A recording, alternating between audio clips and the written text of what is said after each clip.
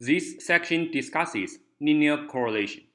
It is also called the Pearson's correlation coefficient. For a set of n data points, the linear correlation coefficient R is defined by this expression.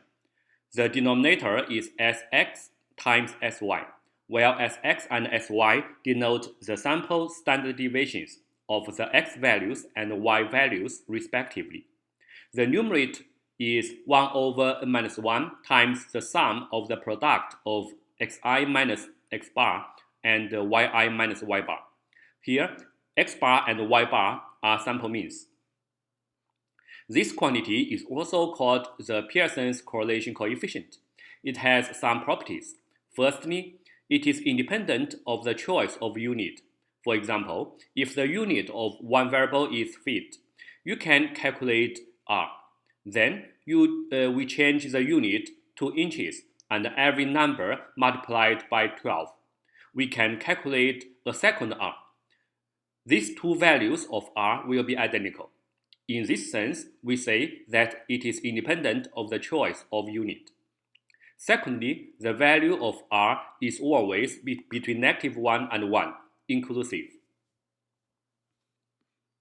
Let's show one example to calculate the correlation coefficient. In this dataset, there are 3 observations. The sample size is n equals 3. We can get x bar equals 2 and y bar equals 3. The sample standard deviation are 1 and 2 respectively. The correlation is therefore 0.5. These graphs explain why R is called the linear correlation coefficient. The absolute value of R indicates the strength of linearity. When R equals 1, the points exactly fall on a straight line.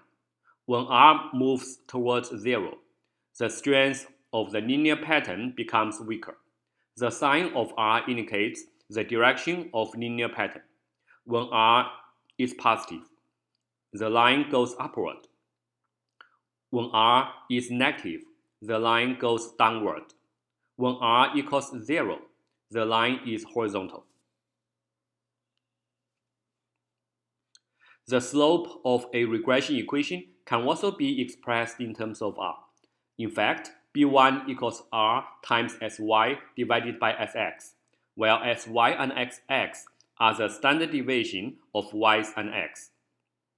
For the toy example, we have calculated before that the regression equation is y hat equals 1 plus x, or B1 equals 1.